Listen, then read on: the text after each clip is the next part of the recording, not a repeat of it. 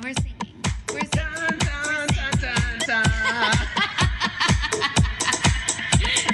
Time to talk. Beauty and the Bitch.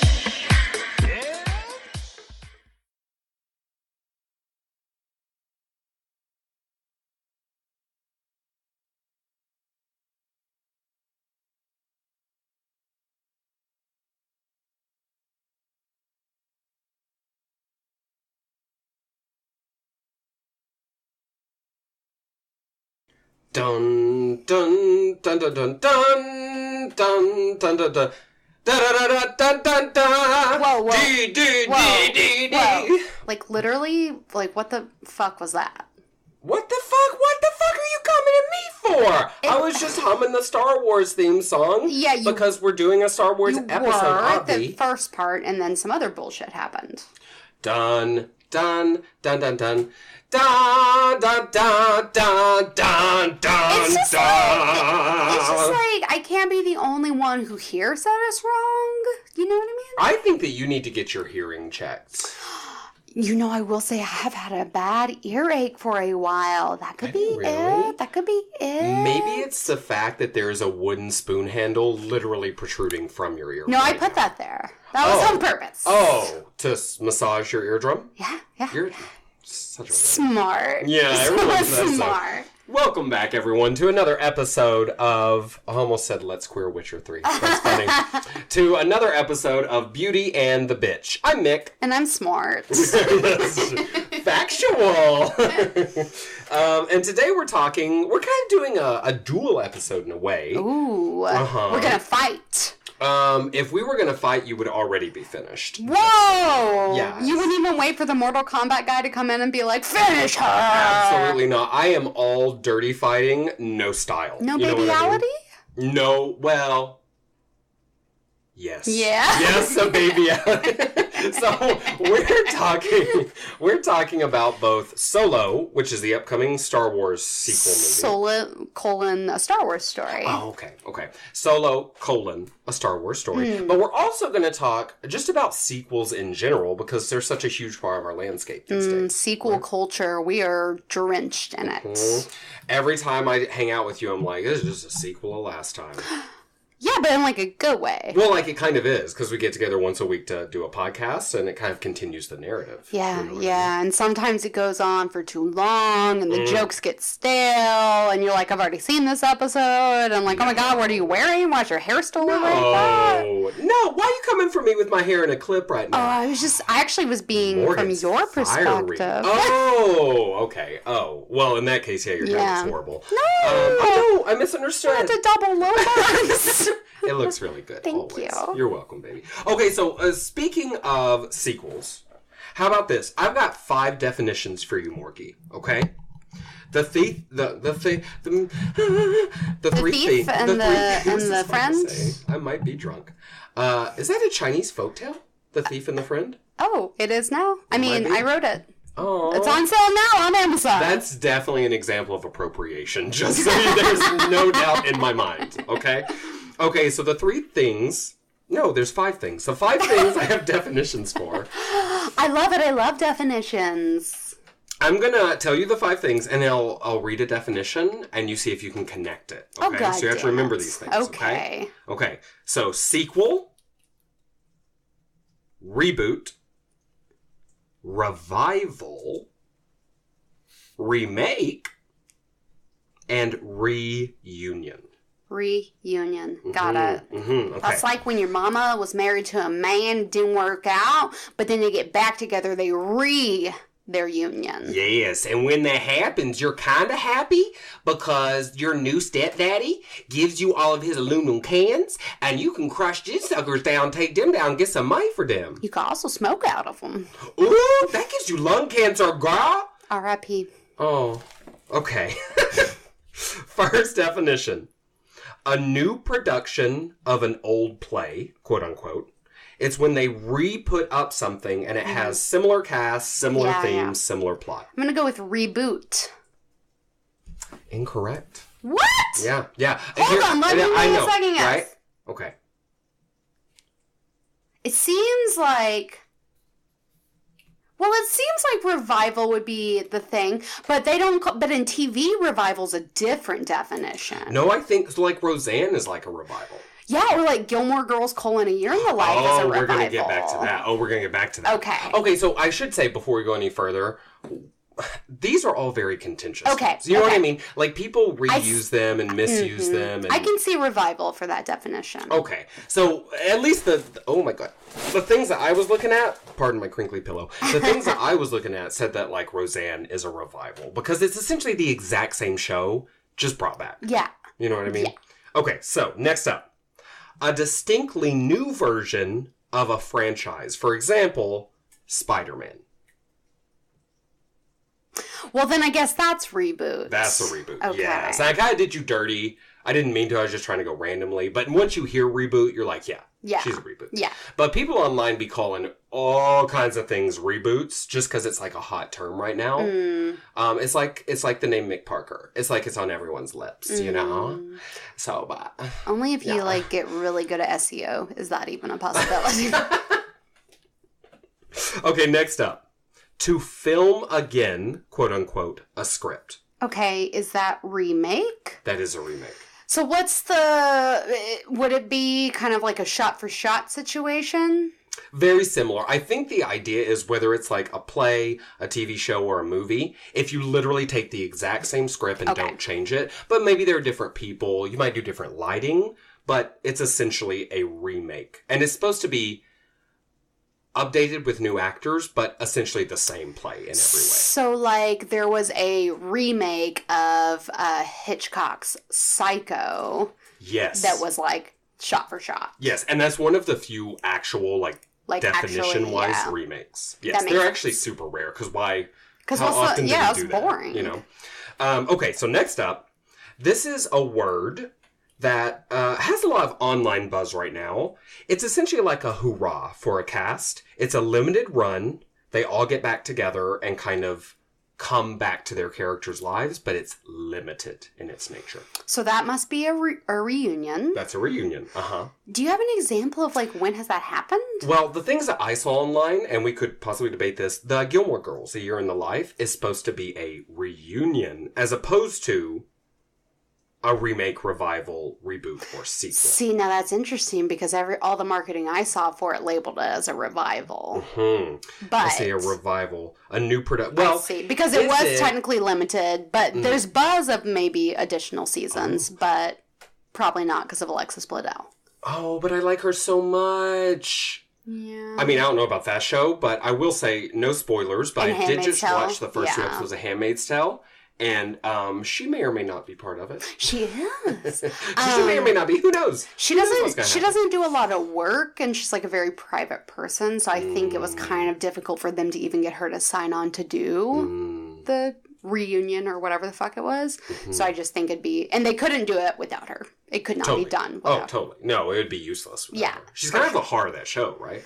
Her and Lorelai. Like, it's their story. Plus, at the end of the first revival reunion season or whatever, there was this huge cliffhanger that's completely centered around her and her life, so it'd be pointless to do anything further without resolving that. So anyways, there's kind of a gray line there, I do think, because like Roseanne, I think is considered a revival because they're going to keep doing that show as long as people will pay them. Which, how's John Goodman making time for that? Girl, how has Roseanne not exploded under the weight of her own hate? That's my question. That's a great question. She is so unlikable. She is. I mean, doesn't seem like a nice person. I always liked Roseanne, like when I was growing up. The show? Me definitely too. a show that I tuned into, but yeah, as a now cultured adult with better access to the internet, I do see that she's a horrible person. And that's upsetting.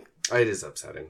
Okay, well, the last definition is a work complete in itself that continues a narrative. Sequel. And that's a sequel. Ryan Sequel. Oh, girl, the only person gayer than Ryan Seacrest is Ryan Sequel. Yes, queen, work Classic Ryan Seacrest. Oh, yeah. Ryan Seacrest was on gay. American Idol once when we were like younger, like early teens. He like auditioned? No. You know, he used to host. He was the host of it. He might still be, for all I know. I was just going to say, I thought he still did, but I don't know. He might do, girl. Who cares about Ryan Seacrest? No one. Basic man right there. But he was wearing a see-through shirt. It was like a green or blue see-through shirt, and you could see his nipples. Like, not like, oh, I can see where his nipple is. Like, it was see-through. Full-on nipples. It was a full-on see-through shirt. It may have been white. I don't know. But the minute I saw that, I was like, one, I would fuck him, but I'd feel bad about it later. Yeah. Two, he's really gay. So gay. And he's supposed to not be, and he's supposedly. He lives in LA, so I don't see why he wouldn't just come out, but I'm sure there are reasons. It's strange. Very odd. Very strange. Well, anyway, okay, that was another sequel conversation. Actually, it wasn't, because it did not continue. Ryan Sequel. Ryan Sequel. So, Morgie, what do you think about the fact that we live in more or less a barren wasteland of recycled ideas and bland sequels? How do you feel about that? Well, it's hard because there are so many sequels and like franchises that I do love, and you better believe when Gilmore Girls was coming back, I was like, ride or die for that shit. Yeah. But there were people online that were like, maybe things are left, or best left like untouched, like leave it in this beautiful little masterpiece. And there was a lot of fan service in that, a lot of like, hey, we're doing this for the audience situation or whatever. But whatever, I fucking loved it. So like that was really great for me. But then at the same time, I'm a huge Star Wars fan, but I'm also like, do we really need one new Star Wars film every year for the next 10 years? Like, I just don't think that we do, and they're so obviously doing it for the money because there's so much money for Disney to make.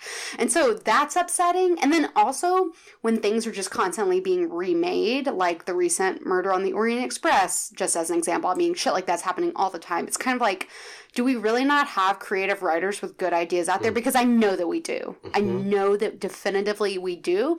But for some reason, that's not what our culture is kind of into at this moment.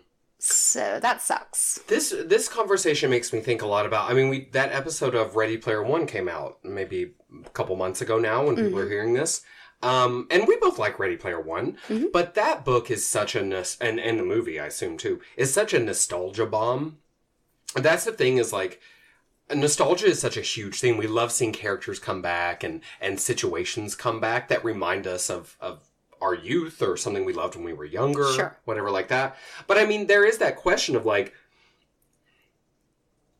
is there just an inherent lack of creativity going on in Hollywood right now? And why is that happening, right? I read online, and I'd heard this kind of before, but the blog I was reading made a really good case for it. Essentially, if a movie comes out of Hollywood, it is going to make money, pretty much. Because once the international audience gets it, if it's an American film, people watch it. Because money behind it, most of the time, right? Yeah, for sure. And stars and celebrities. Especially for things like the Fast and Furious franchise makes great example. Plenty of money in the States, but they make their money in the international market. Exactly. And what does the international market like? It likes sequels. It likes explosions and special effects. It likes that big Hollywood shit. It likes the family-friendly shit. It doesn't like that Lady Bird, that Call Me By Your Name. It doesn't want none of that heartfelt goodness. It wants that Avengers: Infinity War. Exactly. Well, and who does? I'm really excited. But I'm actually going to see that tomorrow, and I'm like, I'm so excited for you. You have to tell me if it's worth it. I think it will be great. Yeah, but it might just explode under a bunch of drivel and special effects. That has happened before.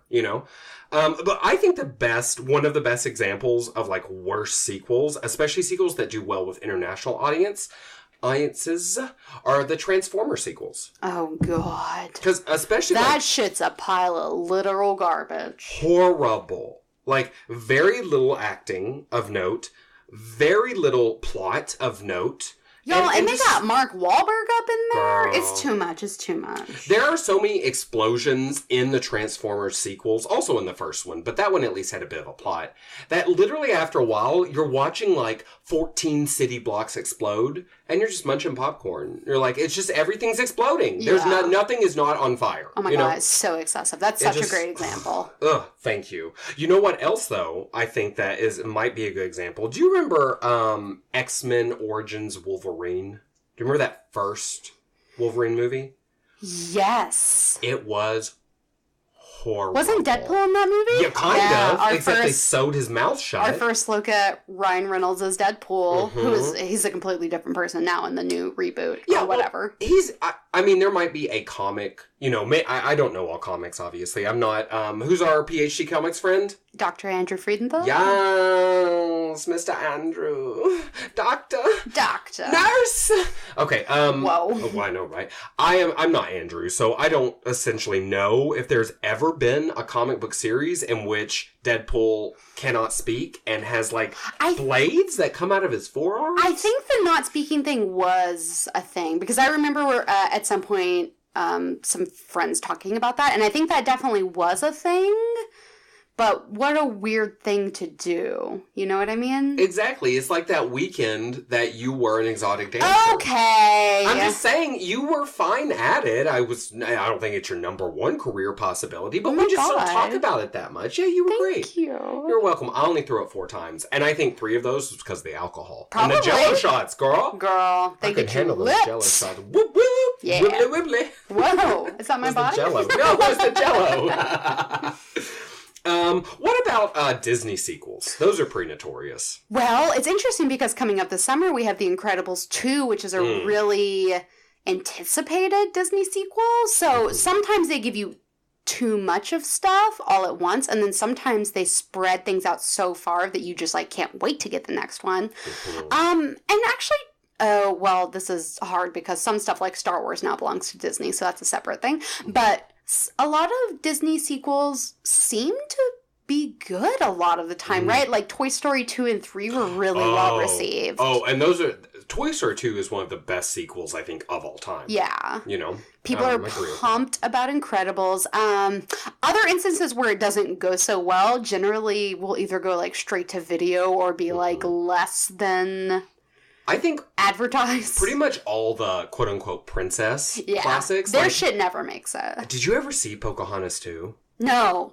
Girl. No. It follows the part of history. I mean, kind of. You know how Disney does. Where she goes to the New World. Yeah. And it's so depressing. Everyone's mean to her. She changes who she is completely for a man. That's and it upsetting. fails. And it wasn't even John Smith, right? It's a different dude. No, it's the little redhead in the movie. I forget his name now, but I remember distinctly back when we were in American History. Yeah. I watched Pocahontas and I was like, oh, that's the guy who actually ends up with Pocahontas. But he's the younger redhead guy in the movie. It doesn't matter.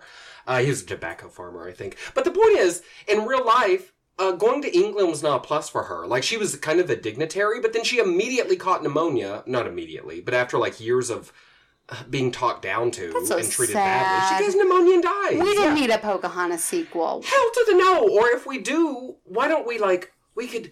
I don't know, follow the raccoon or something. You know what I mean? Pocahontas, the only good part about Pocahontas' story, even in the Disney whitewash version, is the first part that they covered. That's the only part that's actually really beautiful. And even that was riddled with inaccuracies. But, Mulan 2 is another one that... I didn't even know there was a Mulan. See, girl, for a reason. See, you're getting me. So if you heard of a Disney sequel because it was popular, it's probably good. But if you ain't heard of it, but it exists, you know it's bad. Little Mermaid 2? Nope, you know it's bad. Cinderella 2? You know it's bad.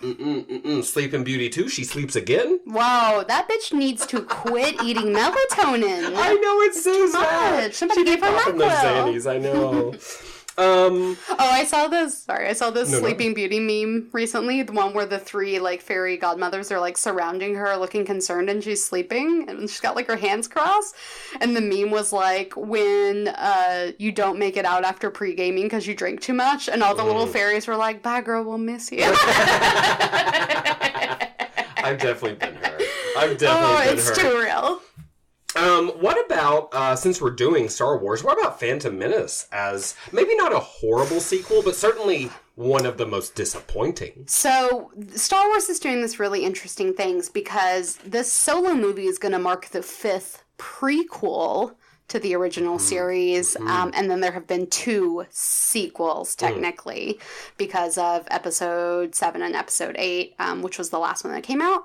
So definitively, people don't love the prequels as far as Episodes 1 through 3. They're not extremely well received. They don't have horrible ratings, and diehard people love them just on principle. Sure. But I think we're all in agreement that a lot of it is a giant pile of garbage, named Hayden Christensen. Exactly. Named also the script. Yeah. I mean... Yeah, you can't fix a bad script for sure. And, oh my god, what's his name? The guy who directed that? George Lucas? He was never a strong commentary writer. Like... dialogue is not his strong suit, and I'm pretty sure he has said that on record, and there was just a lot of dialogue in the prequels, especially between children and adults and Jar Jar Binks. So there's just a whole lot going on. So I don't think they did a great job with it. They still made billions and billions, but still. Well, and that is exactly the problem, isn't it? That is the problem. That's the problem. And we're part of the problem. Everyone is. Oh, for sure. Because when they come out with these new movies, like the Hobbit movies, great example. Girl, we went on opening night. We knew it was not good. All 3. Especially after the first one, we knew we were about to go see a pile of trash. And we did we paid for it and went for it, and, comic book movies, I think... The Justice League is a great example. Everybody knew that was going to be a pile of garbage, but people were still going to see it. I still haven't got around to seeing it, but... I don't even know. Who cares about the DC movies, except for Wonder Woman? They're horrible. Yeah. I can't even remember one to the next. It's all just gritty, boring, stuff I can't see. You know how I hate that. You know how I hate that. If you when can't the movie's see it, too dim, you can't and I watch can't it. see what is happening. What did I pay for? Popcorn and beer. Girl, not paid extra for popcorn and beer. Last time I went to Draft House, I got a milkshake with cookies inside of it. Oh, now you're getting crazy. It was good. You're trying to have it all right now, modern woman. I was. I spent $50, and I was like, what did I do? Have you ever seen Jaws 3D, by the way? Another horrible sequel. Girl, you know I'm scared. I'm scared of Jaws. You don't like them sharks. You got that irrational fur. I'd be very afraid. But Jaws 3D, it was very early. I forget when it came out, but it's very early in the 3D attempts. And it is embarrassingly, horribly bad. Even I'm not afraid of the shark in that one. Okay, they do all the things where in 3D movies where they point things out at you and stuff. Except the graphics are so horrible that it's just... But it looks so natural. No, it doesn't. 0%. Yeah, that sounds awful. You know what else is a series of movies that we keep perpetuating sequels for that we really need to stop and learn our lesson? What? Pirates of the fucking Caribbean. Girl, preach. That first one was dope. That first Pirates was dope. I will say that all day. The second wasn't bad, right? Second one was okay. Beard. Wasn't that Squiggly Beard? Bill Nye, Yeah, that one was okay. It was okay. The third We're on the 5th fucking Pirates movie. If Orlando Bloom is I'm too good to be in this movie, why are you still making this movie? Because... Yeah, that's a sign. I'm sorry, Orly.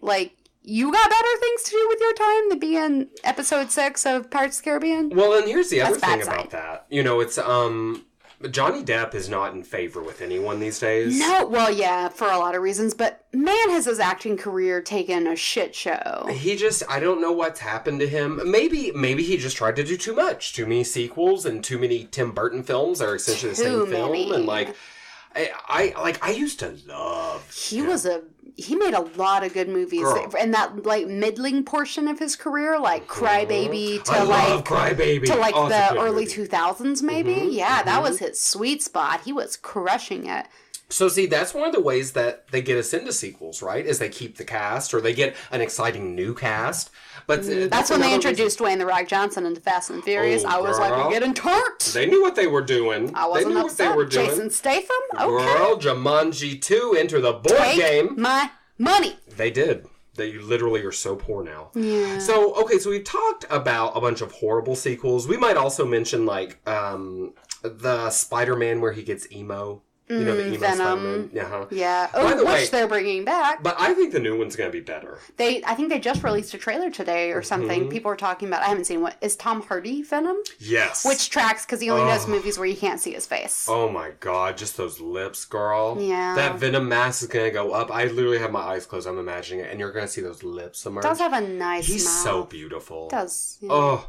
I fell in love with him in actually one of probably the best sequels of all time, in my opinion at least. Dark Knight. Mad Max Fury Road. You didn't love him as Bane. That's not where you got your love. Well, you can't. I don't even know it's him, and I forget. Like, I you can forgot. only see the bottom of his mouth. That's his thing. At best, at most. Mostly, even that's covered, and his voice is different, so I didn't even... I mean, he was great, but I don't even think of that as Tom Hardy. No, but in Mad Max... Have you seen Mad Max? Yeah, that movie was legit. That was actually a good... Would we call that a revival? Or a reboot?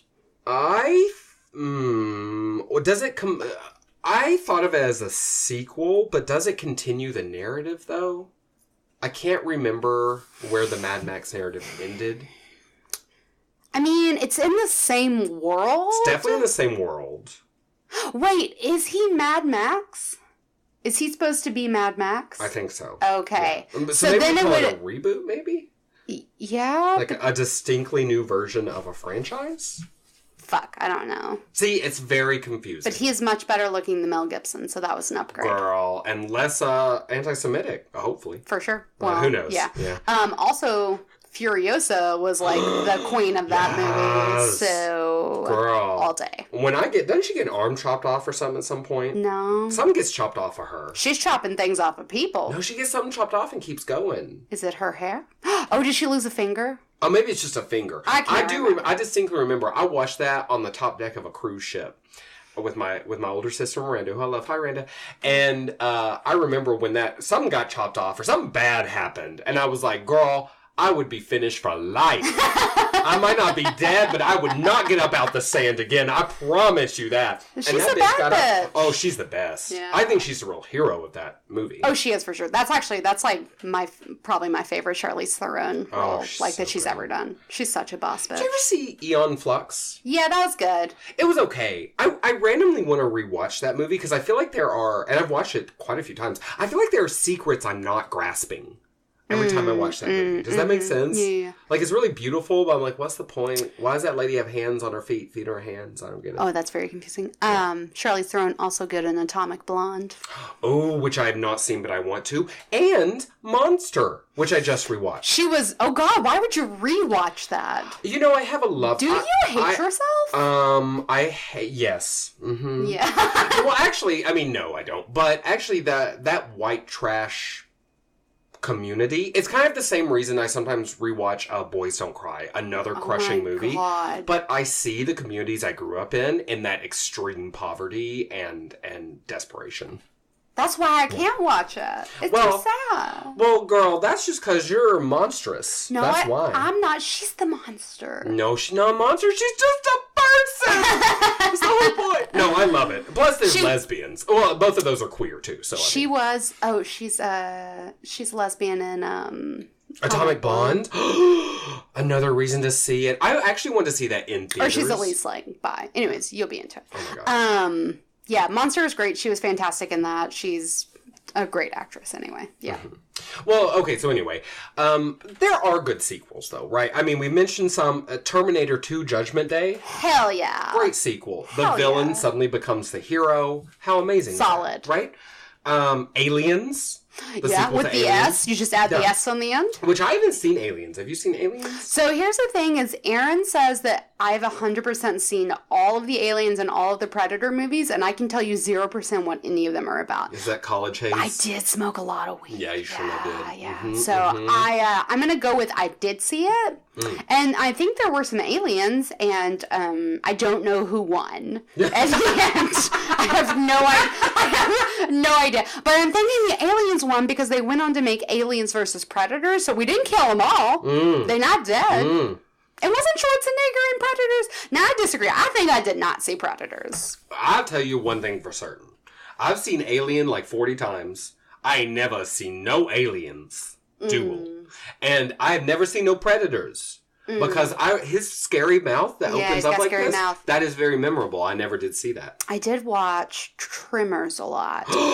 Love Tremors! Now, that's an example of where sequels were not necessary, though. No, that was a great standalone film. Alone, amazing. But Aftershock and Further Tremors... That's what they call Further Tremors. They might do. Couldn't you see it? Tremors 3. Further Tremors.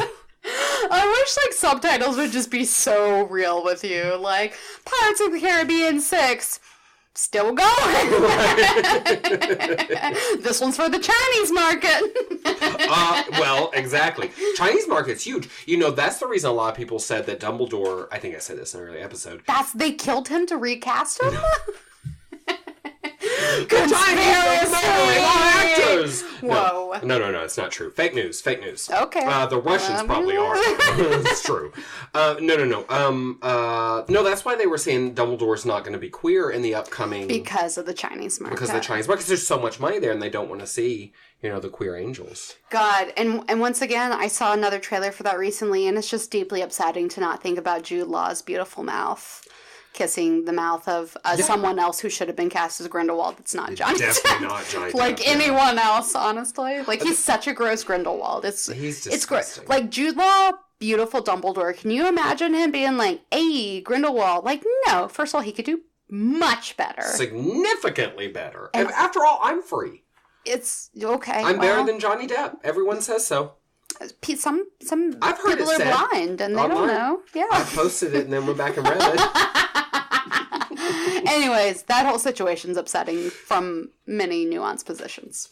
And last but not, it is, yes. And I won't go into it again because I've already gone into it before. And I'll go into it again in the future, I'm sure. But also, Warner Brothers, fuck you. Yeah, fuck you for real. For realies. I'm mad at all y'all. And of course, we can't forget Godfather Part 2. Most people, I think, would say that's the best sequel of all time. Okay, cool. Yeah. I trust that. But Godfather Part 3... They didn't like it? Utter trash, horrible. Yeah. Okay. And then, obviously, Lord of the Rings 2. The Two Towers. The best of the Lord of the Rings trilogy. By far. Everyone agrees. No one thinks anything different. Okay, well, that's obviously one opinion. But I will not disagree that the Lord of the Rings series and every sequel was wonderful and amazing.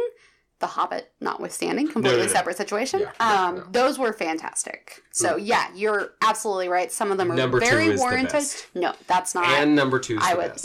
The Two Towers forever! Well, I guess if you just pick a bunch of towers and you just say 2 of them matter, then I guess we'll just do that. You just can't. You just trying to throw in there. When I guess it doesn't matter that we have a band of friends who come together with a common onward. They call themselves and then they're all gay and they're all running down the hill. They die for each other and they live for each other and they're going to support Frodo and Mr. Sam was there and the Fellowship of the Ring was the best one we're talking about. Okay, everyone agrees that's the worst of the 3 and 5. Nobody agrees it has the best soundtrack. You know what, Morgan? It shows the bringing together of friendship. I knew this would break us apart.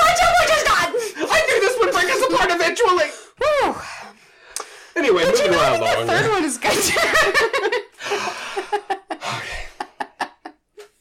Anyway, so we talked about some bad sequels, talked about some good sequels. You know, one thing I do think, just before we finish up this general sequel talk, what time are we at? Oh, sorry, we're at 32. I was just looking at our sound bars for how heated we got discussing the Lord of the Rings. It's nothing but just blue. It's just indicative of who we are, and we just can't change who we are. When it comes to Lord of the Rings, we're passionate. Very. Very. Okay, so one thing that I think a sequel could do, I'm excited about, and I complained about this a bit when we were talking about the Hobbit movies, bring in more diversity. Yes, it is a great opportunity to right your wrongs, which may be in the third Fantastic Beasts movie they'll learn from. Maybe so. I mean, maybe so, but, a sequel, a reboot, a revival, any of that, you can bring in people of color who maybe weren't in the original. You can bring in LGBTQ people. You can have more women, especially women heroines and women protagonists. Absolutely. They're even doing that on the stage. And I love that Hermione Granger was cast as a woman of color for Harry Potter and the Cursed Child, and they continued with that on the Broadway casting, and That's awesome. Yeah, that's a great thing to see. Absolutely no reason she shouldn't be. No, which is what J.K. Rowling said. Except racism. Yeah. Naturally. There it is. Okay, so just to finish this up, I have a top 5 upcoming remakes, sequels, reboots, revivals, and reunions. Yes, who's going to take our money? Girl. Okay, so the number 5 is actually one that I'm not excited about. Okay. Okay, but I think it's still very notable. It's Avatar 2 through 5. Wait, what? You heard me, bitch. 2 through 5. So I had heard there would be an Avatar sequel in our future. This is the first I am hearing about 2 through 5. That is absurd. That is absurd. To me, that's the very definition of the problem we're talking about. It's money thrown into special effects. Anyone will admit that was a beautiful movie. But I think most people also say, yeah, it was a very simple movie. That story has been told so many times. Just Dances with Wolves alone is like 90% of that movie. And the thing is, nothing is new these days. We know that. It's all been said before. But girl, fool me a little bit. I can't even, because I'm so shocked that you just told me there's going to be 4 new Avatar movies. And you know what? Every single fucking one of those movies is going to make money. Every single one. And that's why they do it. That's so crazy. Tell me something better. So okay, let's go on to something happier. I don't know if you'd be excited about this, but at least you won't hate it. Murphy Brown is coming back to CBS. Oh, snap! Yes! So I think this would be probably a revival, like Roseanne. But I don't know. I don't know a lot about it. But they're bringing that whole show back. Did you watch Murphy Brown? So it was one of those ones that was like always on that I saw like next to like Becker and Wings and like... I don't know, like maybe Frasier was in that rotation. It was one of those kind of shows. So I've seen like a ton of it, but I don't like know an immense amount about it. You know what I mean? It was really good like background TV from my childhood. You know what, 100% that. I keep thinking I want to like watch it, like binge Murphy Brown, because I have a feeling I would like it. I mean, Candice Bergen's awesome. I like her as an actress. Do you know like where is it available? You know what? I don't. Because it's not something I feel like I've just readily seen available. That's a good point, and that's probably why neither of us have like watched it. But maybe now that they're going to do a revival, they'll probably bring it just to like Netflix they did with Roseanne. Or something. Yeah, because they did that exactly with Roseanne. I bet they will. Oh, That'd be awesome. Very exciting. So that's the exciting thing. That is. That's cool. And I feel like that's something that can be updated very meaningfully for the moment that we're in. Yes. You know what I mean? Yeah, I think so too. Okay, so how about number 3, top 5 upcoming everything, Kill Bill, Volume 3. What? Now, it's in some level of production. It may not happen, but right now it's planned to happen. Okay. But did you... I'm a little confused because... what's her face? The main actress? Uma Thurman? Miss Uma Thurman. She is pissed at Quentin Tarantino. Did you see about the whole... He made her do a stunt where she crashes a car. And she said in the new one or in the old one? No, in the old one. And she said she didn't want to, and he was like, you'll be fine, you'll be fine. And so she crashed this car. She's not a fucking stunt driver. And she got hurt, and she told her story around the time the Me Too movement was coming out. Because she was like, look, I know this isn't sexual assault or that kind of violence, but it is still an example of a man telling a woman, your body is my body. I'm going to use your body however I want to use it. Interesting. And it's filmed when she crashed, and like she couldn't get out of the car for a while, and everyone ran over to her. And like that's insane. Shit. She's fucking Uma Thurman. You don't do that shit to her. But she signed on to do a third one? Well, that's the question. I didn't hear... Because in the intro... Oh, without Uma Thurman, this is not a thing. No. This is not. Absolutely not. I won't be seeing it if she's not in it. No. Well, if they bring back... who's the Asian actress? Lucy Liu. Oh, I love Lucy Liu. She was really good. Man, I love the Kill Bill movies. I just remember she's dead. You know those Tarantino bullshit things. Yeah, she'll be walking around holding her own head. Or something. Which actually kind of cool. I mean, I'd be down. I'm not mad. Okay. So this next one, I didn't mean to cut you off. No. Okay. This next one, I'm really excited to tell you. When I saw it, I literally squealed. You may already know. I don't know. But LeBron James is starring in Space Jam 2. Yes, actually, I've been so... Okay. So LeBron is actually pretty funny. Oh, yeah. And very attractive. Yeah, he's real cute. So he was in Trainwreck, which is an Amy Schumer vehicle that I was a fan of, that everyone didn't love, but I thought was deeply funny. She's very controversial. Polarizing. Yeah, people either like love her or hate her. I'm like obsessed. I follow her on Instagram, like can't get enough. So he was in Trainwreck, and he played Bill Hader's, like, best friend, which is, like, a really funny combination. And I thought it was going to, like, be the worst part of the movie, because I was like, oh my god, we're always casting these athletes. He's actually really funny. He has really good comedic timing. Aww. So, and he's just, like, cheesy enough that it, like, makes sense. So I actually think that that's fantastic. Cannot wait. We'll definitely be seeing that. You know how I feel about Space Jam. Girl. Everybody get up. It's time to slam jam. We got a real jam going on. Welcome to the Space Jam. Hello, goodbye. She took me there. Yeah. I feel like you're the shortest alien right now. And I, of course, am Bugs Bunny, obviously. That's so sweet. I'm actually Lola Bunny, if I'm anyone, and I saved the day. That's very true. That's factual. That would be great, though. I'm definitely going to watch that. So the real question, me too, I'm totally excited. The real question, though, is what will the soundtrack be? Because we both know that, yes, Space Jam, the movie, fine, good, whatever. But the real gold of Space Jam is in that soundtrack. Yeah, we had tracks by Coolio, 3 6 Mafia. I think Jay-Z made an appearance on that song. Chris Rock. Girl. Chris Rock was rapping on the Space Jam soundtrack. So, yeah, it's really going to be heavily dependent upon this situation. But I'm very excited. Yeah, me too. Okay. That's great. So I hope you'll be excited about this one too. My number one, I'm like over the moon. If it's not the one I'm thinking of, then you have to make an addendum. So please go ahead. Oh, I might have to make an addendum. This is what I just heard about though. It's coming out on Netflix. Okay, it's not that you missed one then. Go ahead. Okay, well, I'm excited to hear what you bring. It's The Dark Crystal, Age of Resistance. Made with, like, in concert with the Henson Company and those puppets and those practical special effects. What? But what? Yeah, and here's the really good news, Morgie. They still are looking for someone to play one of this disgusting vulture people, and you should really audition. I felt like you wouldn't even have to act. Is this my moment? It's a moment. A moment like this. Some people wait a lifetime to play a disgusting, what are they called, Skegsies? Skeggies? Whatever, I'll take it. Nasty vulture, I'm baby. not prejudiced. I need some money. Girl, I'll play anybody if they'll pay me. I'll do anything. Except Hitler. I'm not going to play it. Oh, unless it's funny and makes fun of Hitler. I do always feel so bad for dudes who are playing Hitler. I'm always like, oh my god, I'm happy that you're working, but you're literally playing Hitler. Yeah, there's literally no one working. Also, I wouldn't want to play Reagan. And you have to wear the little mustache. Well, if you're Hitler. Yeah, not that Hitler is Reagan. Reagan kept it clean shaven mostly. Yeah, he did. Okay. Awesome. I'm going to Google that because I need more information. And Netflix usually does a pretty good job with shit, so that's also very promising. You know who else does a really good job with shit? Who does? Amazon. And they are bringing back, I don't know if this is a reboot, a revival, a remake, or what we're going to call it, but The Lord of the Rings. Oh, of course. It's going to be the most expensive television series ever created.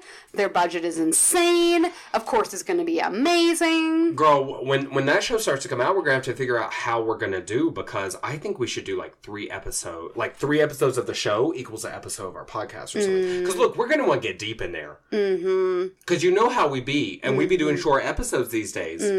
So we can't be trying to do a whole season. We'll go crazy. We might even think about doing like a recap of every, like maybe we could watch like every episode together and then record like a something. Yeah. I don't know. We'll have to brainstorm that shit. I'm like already going to quit my job and just stay home and watch that all day, obviously. Oh my god. Like on repeat. Just repeat the same episode over and over again. So that's starting to sound kind of scary and pathetic, actually. Yeah. It's my new life. Y'all let us know should we go deep into that show when it comes out? Like, or will you be bored? Will you be bored? Let us know. DM me. Was that on Instagram? I don't even know, girl. Direct message, that's on all social platforms. Oh, okay, good. DM me. Slide into your DMs. Slide into my DMs. Hit me up on Grindr. Yeah. Be like, hey girl, I want you to do 1,400 episodes. But write it on your dick. Because, obviously. That's how I communicate with people on Grindr. Oh. It's just dick writing. That makes sense. Sometimes on the dick, sometimes with the dick. Whoa. Oh, I have so many questions in regards to that. We'll get back to that. Blood. What? Okay, well, now all my questions are answered. Okay, well, there you go. The more you know. Oh, shit. But okay, Magic School Bus is on Netflix right now. Wait, new ones? I don't know how kiddie it's going to be, because I feel like the original Magic School Bus was like, It was obviously for kids, and we were kids, but there was also some depth to it. I don't know. The new animation looks younger. Okay. You know what I mean? Okay. So I'm not certain. We talked about Roseanne. Fuller House has just been renewed for season 4 on Netflix. Which, I hadn't even seen the first season. girl, I tried. It's not good. No! It's kind of polarizing, too, because I know people who are like, but it's Full House. And then I know people who are like me when they're like, but do I waste my life with that? It's not Full House, first of all. It's Fuller House. You know what I'm saying? And it's different. Look, no. No. Yeah. If Mary-Kate and Ashley Olsen say, oh, I'm too busy doing Xanax and drinking Starbucks. That's a really good impression. Rearranging my cardigans. If they're not going to be in it, then that's a sign to me. Mm-hmm. You know what I mean? Because they ain't making no money these days anymore. Their heyday's over. They need that money. One of them's married to like a royal person in like France. Shut your mouth! She's a fucking duchess or something? Yeah, she's a fucking something. Mimi? Something or other? Oh, Lord. Wait, did I say a royal person? Yeah. He's like the president something person. No, he's not the president like Macron. He's married to a different person. Yeah, he's married to his school teacher. Oh, damn! She's like 20 years older than him, literally taught him when he was young. Anyway, she's married to some person with millions of dollars who's a very important person. Who's also a much older man. And she's a very tiny person. They look really strange together. But you know, if they're in love, that's great. Yep. Do we know if it's Mary-Kate or Ashley? You know, John Oliver has this theory that they're the same person. It's just one twin just moving back and forth very quickly to trick your eyes. So I think it's probably both. It's both of them. Well, I always preferred Mary-Kate to Ashley myself, so... Because she had two names? Ashley always felt like the boring one. Yeah, pretty much generally all girls named Ashley. Oh, I have a friend named Ashley. We don't like you. Oh, we both have a friend named Ashley, so I see what you're doing here. Ashley, Morgan may hate you, but I love you deeply. No, we both hate you. Let's kick her out and you can be the bitch. What the fuck? What? First of all, you're the bitch. This is some bullshit. We're going to talk about this conversation off air. Okay, last but not least, Will and Grace and X-Files both coming back. Okay, I'm done with that. Yeah, people like those things. Yeah, I don't give a mess about it. Really. Let's you talk don't about... give a Deborah messing. Oh, I wish I'd said that. Damn. Invent a time machine, please. I don't have any hot tubs. It's just not going to be possible. Let's talk about Solo, girl. Now that I just ruined the timeline.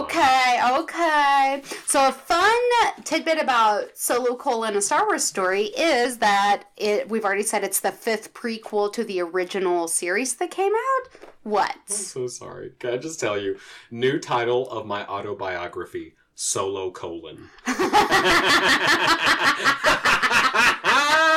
But like, you don't spell it out. You use like Yeah, exactly. Yeah. That's my love life. it. That's my sex life right now. So that's great for you.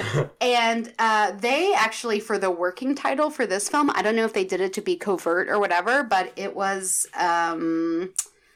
Red Cups was like the working title in paying homage to like Red Solo Cups. And so they used it, like, while they were working under wraps, they just called it Red Cups on, like, all their paperwork. Did people totally guess that? I don't know. It seems when you first said it, I was like, that'll make no sense. I just thought 2 girls, 1 cup. But then, horrible. Yeah, but then in retrospect, I was like, if I was a Star Wars fan, I'd immediately be like Solo. Probably, yeah. I don't know. And so this is the second anthology type film that we've gotten from the Star Wars franchise. And so that was this new thing that they're doing to help us get this every other year quota of Star Wars movies. So every other year we will get a... I don't know, like, how do you say, like, it goes, like, the next one will be episode 9 or whatever. Oh, I see. That's the main storyline, the main arc. And then all the other movies we're going to get are going to be anthologies. So they're supporting storylines to go with the main storyline. And so this is our second anthology film. And it, of course, is going to chronicle the life of Han Solo, but it's kind of a very niche point in his life. So we're going to look at the part of his life before he met Luke Skywalker and Obi-Wan Kenobi, which happens in Star Wars Episode 4, A New Hope, which was the very first Star Wars film that ever happened. Mm-hmm. So right before that, he is living this outlaw life. You know, he's a scoundrel, he's a smuggler, and he wins the Millennium Falcon in a card game against Lando Calrissian. So we know very specifically it's going to cover his life where he is living that outlaw life, and he plays this card game with Lando, and he wins the Millennium Falcon. So it's kind of like big fan service because they refer a lot to this card game where Han won the Millennium Falcon, and Lando's always like, you cheated me, and Solo's like, oh, I won it fair and square. Well, now we're actually going to get to see what happened. Well, that's kind of exciting. So that's kind of like a thing. Oh. So an interesting thing about this movie is that they're billing it as part Western, part film noir, part heist movie. So it's a space Western covering those other things. That sounds interesting. If I was interested in literally any of those categories. No, I mean, I kind of am interested in those. Kind of Blade Runner-ish, right? Or like, especially the second one, the sequel that just came out. Like that kind of feel. For sure. That's kind of what it seems like. But another thing is that Star Wars has... in this new wave of films, there's like an era of comedy that didn't necessarily exist before, as some things are like a little more whimsical than they used to be. Not like in all facets. The Last Jedi was a pretty heavy film in general, but it did have comic relief. And so they originally cast two directors, Phil Lord and Christopher Miller, who were directors who created the Lego Movie, which is a notoriously amazing and whimsical film.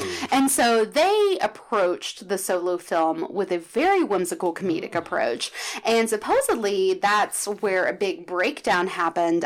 They had put together a big part of the movie, and there was kind of difference in opinion from the Star Wars team, like Kathleen Kennedy and the other kind of big head honchos there, versus what was happening. And so their disagreements were so big that they let the directors go and brought on Ron Howard after they were pretty deep into production. So a huge part of this movie was already completed when Ron Howard stepped in, and so he had to reshoot some different things. They had some script changes. They kind of did some tonal changes, from what I understand, because I guess they wanted to keep some comedic elements, but they didn't want to go too deep into comedy. I wonder if the original directing team was trying or was considering shooting for making like the Deadpool of the Star Wars universe. You know, and that's interesting. And I feel like since Guardians of the Galaxy, we seem to value so much whimsy in our big action movies, like more and more, it seems like. So I bet they were certainly influenced by the success of, you know, those films. But see, now, I think this Solo movie's going to be pretty good. I hope it is for you and Aaron's sake, if no one else's. But that's a big problem with these blockbuster movies. Happened with Justice League. They switch directors twice or 3 times or 4 times or just, you know, and then you have this diluted, like, conference call vision that is just lowest common denominator. Also, bullshit. So for Justice League, it was a little different because the director, Zack Snyder, had to snap out because of, like, family issues. Yes. But, like, when you fire a director in a film, it makes it look so sloppy. And honestly, the whole lead up to this Han Solo movie has looked very sloppy. It's looked kind of half-assed. Because, first of all, originally they kind of announced that the anthology film we would get this year was going to be the Boba Fett movie, and then that shit fell to pieces, and so they were like, oh, we're moving the Solo movie up in the timeline, because we weren't supposed to get Solo for 2 more years. Were people pissed? Because I know people love Boba Fett. In a way, I don't completely understand. I'm sure people were pissed, yeah. So, first of all, it kind of seemed like they were scrambling to do this, and so then they had to probably scramble to finish a script, and then they had these directors, and they didn't have cohesive vision, and so... It might be great, but honestly, the hype around it is the lowest hype around a Star Wars film since forever. Since the Star Wars Christmas special? Oh, Lord. Yeah, since that. That's my favorite part of the Star Wars world, by the way. Yeah. I'm not even kidding. I fucking love it. Carrie Fisher was high as fuck during that She thing. was, yeah. and those Wookiees family stories don't make no sense. But, you know, I love it. It made you be movie. like, why is Chewbacca a bad father? He just, like, leaves his family. Yeah, and now everybody's on drugs. Well, everybody's addicted. You know that's how it is. So this movie seems like maybe they don't have a great cohesive vision, and... I mean, even people like we're excited to see it. We're definitely going to go see it. But even people like Aaron are like, I don't know, because, like, the hype has been so, like, non-existent. And honestly, they've cast They have an interesting cast, but they have cast Han Solo, Alden Eldridge. Alden Eldridge is Han Solo. She sounds like a Skyrim character right there. He is, like, not a famous actor, obviously, which is fine. Like, it's great to cast not famous. Oh my god, I don't know. So many great people have come up with, like, really huge roles in the last couple of years, and we're seeing more, like, Daniel Kaluuya. Oh, yes, that's like a really Daniel good one, Kaluuya. yeah. You know, he just got because of Get Out, he's gotten like so many great roles, and so like that was a great casting choice. Or like the Baby Driver guy. Yes, isn't he pretty new? Yes, Edgar. No, that's the director. That kid who can sing really well. You saw that on one of the nighttime shows, late night shows. Yeah, he like sings. I was like, oh. Shit, I can't remember his name. But yeah, that kid. Good for him. So we'll see how this guy does. Like, maybe he's great. But even in, like, the little tidbit of footage I've seen, like, the trailers, like, it's just, you can't tell. You just can't tell. And honestly, the overshadowing part of the trailers and what they have shown has been the footage of Donald Glover. Like, everybody's so excited to see him as Lando Calrissian. And honestly, it's not his story, so we don't know how much of him we're going to get to see. And so, I don't know how that's going to work out. I'm definitely thinking he's going to be the high point of the film. I mean, this new actor, what's his name one more time? Alden Eldridge. He does sound like a character from Skyrim. Doesn't he? Yeah. It's like, Alden Eldridge has the great Daedric boots. Yeah. Find him at the bottom of the labyrinth. Yeah. I think Lando's going to be the highlight of the movie. That's what I'm guessing. And it's so nice to see Donald Glover getting big money and doing big, like... Also, like, perfect spot-on casting. Yes. The best young Billy D. Williams you could have asked for. Absolutely. Well, is that, like, the biggest thing you're excited for, is the Donald Glover? Absolutely. And that's a legit thing to be excited for, but that's sad that just one casting is, like, your... Let's talk about the rest of the cast. Okay. Maybe there's some other good stuff hidden. Well, some of it's interesting. Some of it's other people. Okay, so we've got that Alden Eldridge person. Woody Harrelson is playing Tobias Beckett, who is Han Solo's mentor, which is interesting because we've kind of seen Woody Harrelson in this sort of mentor role several times. He was that in The Hunger Games, looking weird as fuck with a wig on. And... Zombieland? I know that's just a standalone movie, man, but he played was that so role good in there, yeah. That's one of my favorite of his movies ever. What about, doesn't he play the blue-skinned dude in Guardians of the Galaxy? Isn't that him? Oh, okay. That's... someone else who kind of talks like him. That's that guy who plays Merle in The Walking Dead. Oh, it sure is! Yeah. See, we confuse white people, too. Well, he's actually blue in that movie, but, you know. That's even worse. Yeah, I know! Oh my god, what have I become? So this is an interesting role for Woody Harrelson, and I like him so much as an actor, so I think that he'll probably do a great job. Also, especially being a mentor to, like, an outlaw, scoundrel, space pirate. That's a great thing for him to do, I think. Then we have Emilia Clarke, Mother of Dragons, playing the role of Kira, who...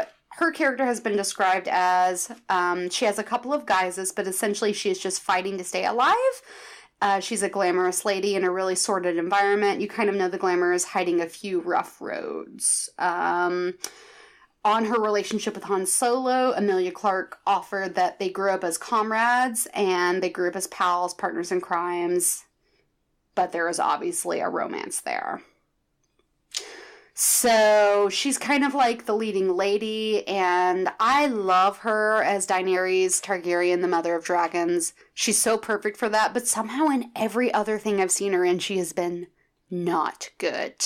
I'm really surprised. They're obviously looking for the Game of Thrones overlap, which I get. Which there's a lot of in the Star Wars universe. Sure, but I'm not trying to come for her, but I also am not at all impressed by her acting ability. Frankly, even in Game of Thrones, please don't stab me in my sleep, but shit, that's a great character. The character is boss, but I have yet to be impressed by hardly any of her acting moments. So, I mean, when they shot her dragon out the sky, spoilers, but it's a little late. You should have watched already. That grief and the tears, I was like, girl, this is some fake-ass hocus-pocus first day of acting class bullshit. Yeah, she's not great. So that's concerning as far she's as not casting. Great like us. She's not talented like we are. We are so talented.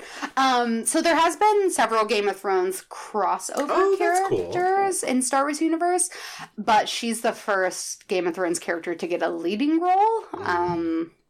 So that's happening. Well, Game of Thrones actress, you mean? Because it's not like that would be that's a choice they could make is bring in Daenerys and just have her be in space. I'm into that. She'll have a mechanical dragon, dude.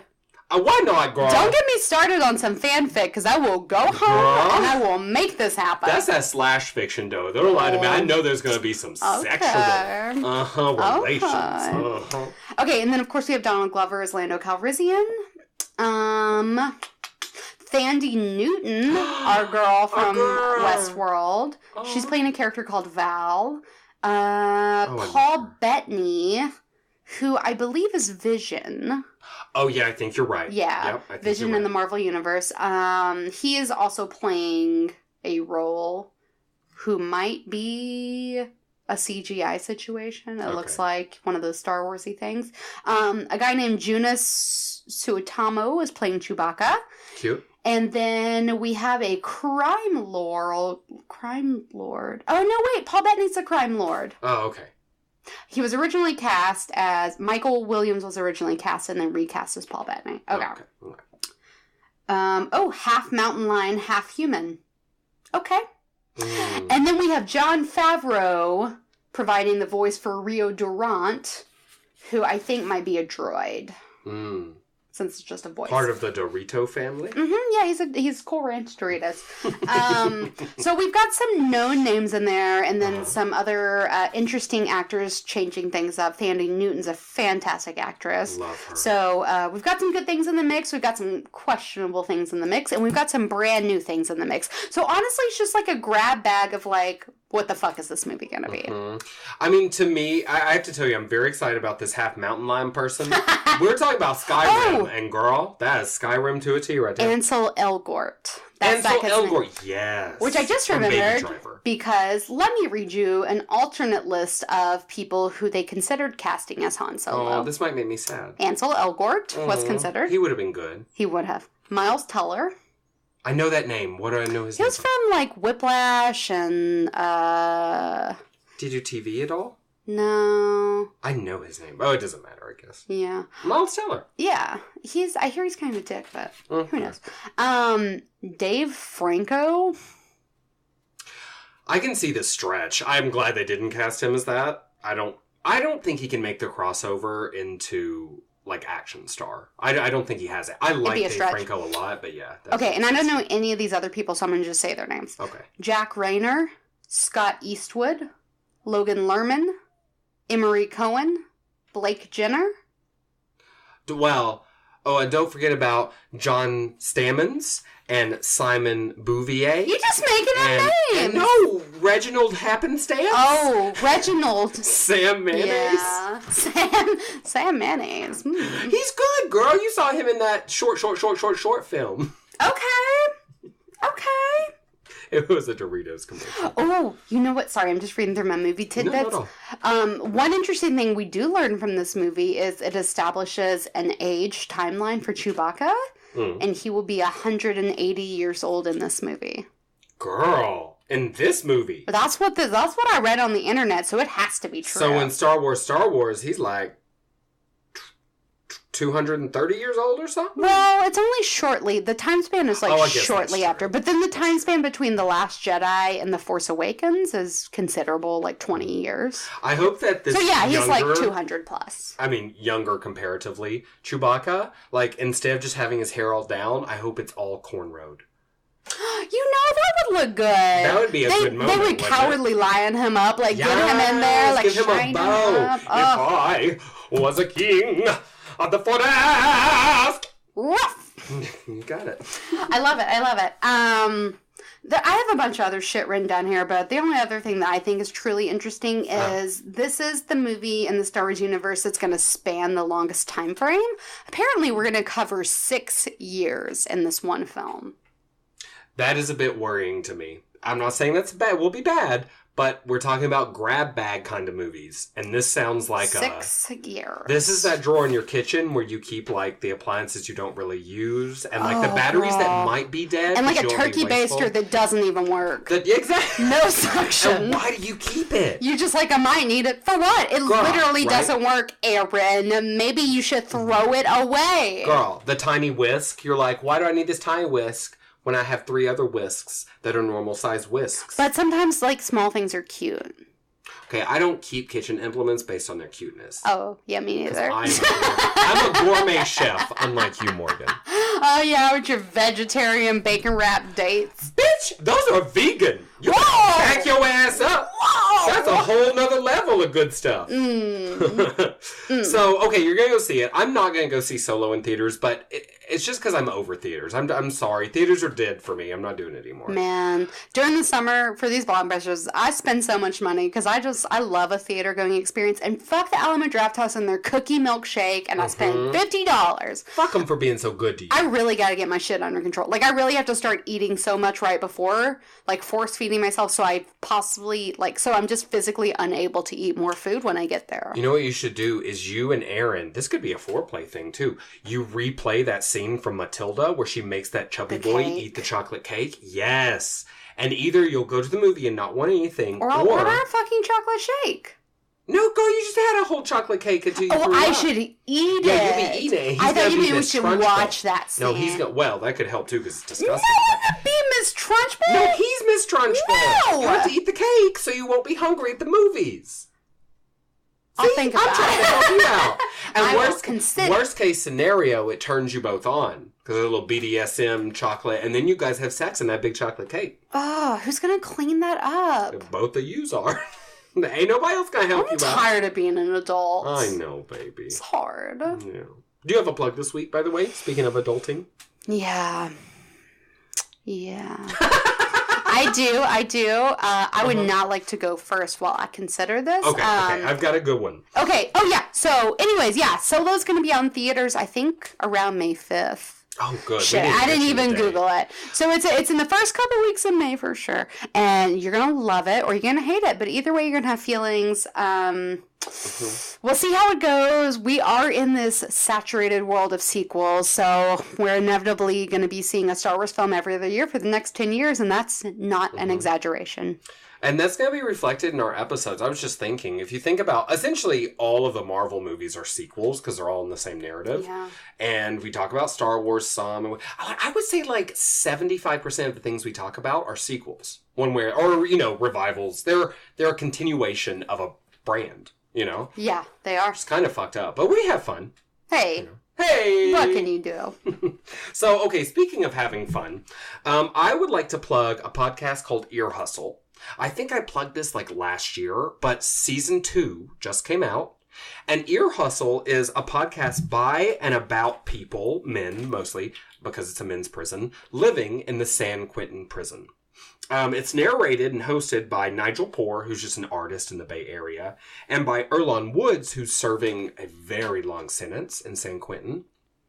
And it's a really fascinating podcast because it's very well produced. And you hear voices you hardly ever hear, right? So men who maybe, normally men of color, but not all, who made mistakes early in life and then were essentially shut away for the rest of their entire lives. For bad things they did. I'm not trying to say they didn't do bad things, but you get to hear these voices that are so rarely heard. And they talk about interesting things. One of my favorite episodes is the Boom Boom Room, which is about conjugal visits. They also talk, I forget what they call it, but they have this like synthetic vagina thing that you make in prison, or not even a vagina, but just like, it's a warm thing that you masturbate with. And there was a whole episode that was a lot about that. It's pretty gross, but also like fascinating, They recently also talked to one of the, I don't know if she's a trans woman or just a very feminine gay man, and she talked about her beauty regimen in prison, and it was fascinating. Nice. So it's called Ear Hustle. It won a bunch of awards the last couple of years. It is a really fantastic podcast, and you should definitely check it out. Dude, I'm gonna subscribe to it like right now. It's so That's fucking fascinating. good. It's so fucking good. Oh my god, I didn't come prepared at all with things that I love to talk about. But I will also plug a podcast. We were just talking about this episode. Recently, there was an Antiques Roadshow episode on Pop Culture Happy Hour that I recommend that made me feel so like I've been synced, because they were like, they loved all the same things about the Antiques Roadshow that I loved. And that's just a show that really defines like my childhood and my youth. And I think, yeah, you agree. And to me, there's just something so familiar about it. And also being a big like thrifter and like kind of flea market shopper, it just has so much nostalgia. And you guys should check out that episode. And if you haven't seen Antiques Roadshow, like, what rock do you live under? Yeah. Also check that out. You have to watch it immediately. You might think it's going to be stupid. It's really not. And you can make it into a drinking game like they did on Frasier. Yes! So check out that episode. And when you're done checking out those podcasts, make sure you subscribe to our podcast wherever you get your podcasts. And follow us on all the social media. We're at B&B Cast, or search us out, Beauty and the Bitch. And don't forget to visit our YouTube page. We have every single episode of the podcast, except maybe one Morgie. I don't know if we followed up on that one random one that didn't upload last week. It doesn't really matter. If it's not every one, there might be one missing, bitch. But you're in no position to complain. Okay, yeah, they're mostly there. They're mostly there. Okay, we're doing our best, and I'm also really making a lot of headway into my Let's Queer Witcher 3 playthrough. Is so much fun. I'm getting better, so it's not just me constantly dying these days. And those upload every Tuesday and Thursday. Beauty and the Bitch on YouTube. Yeah, and while you're on YouTube, check out Literary Darlings, and then just check me out on my website, morganizedmess.com, and follow me on the gram at morganizedmess. And you always forget to plug your Xtube account. What was it? Skanked. You know, it got shut down because they said it was too graphic. For Xtube? Yeah. Girl. Yeah. Is when you tried to replay Two Girls, One Cup, but just by yourself. No, I won't. No, I won't own to that. It was wasn't one girl, me. 1 gallon bucket. I'm not surprised they deleted you. That was not me. That did not happen. Girl, you may have been on methamphetamine, but that was definitely you. I recognized you. Well, until next time. Bye, Mimi. Goodbye. That was totally you, girl. In that bucket. Under that bucket. Over that bucket.